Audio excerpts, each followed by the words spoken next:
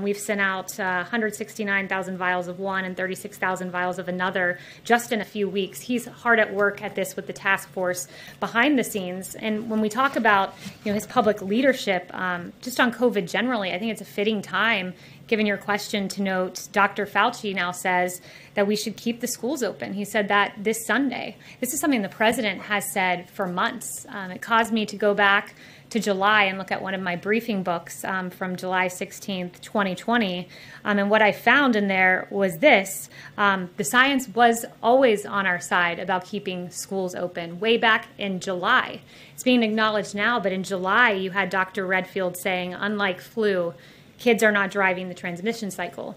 You had Dr. Atlas, who's been a leading voice on keeping the schools open, saying everyone else in the Western world, our peer nations are doing it. We can do it. This was back in July. We had a study from the Netherlands about few reports of infections from schools that had stayed open. This was back in July. You had a Yale School of Public Health professor named Albert Coe saying that the bottom line is the impacts of COVID-19 on children is minimal or very low compared to other groups. There was a Lancet quote to that same effect. This was back in July when the president was saying, keep the schools open. I'm looking at the science. It's detrimental to keep kids out of school. But what were Democrats saying? When the president was following the science, here's what Democrats were saying. You had Governor Gavin Newsom say this, I'm not taking pressure from Trump on opening schools.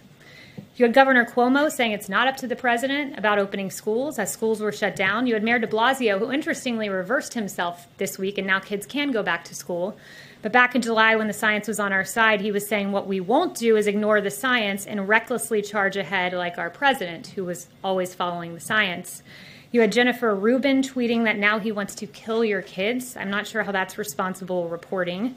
And then you had Anderson Cooper saying that he actually just doesn't care about kids at all, nor the health of their teachers and parents. And you had the American Federation of Teachers and the National Education Association railing against the president as well. The president's followed the science. He's also kept in mind we have a constitution, and he will be unashamed and always advocating for the science and the best interests of the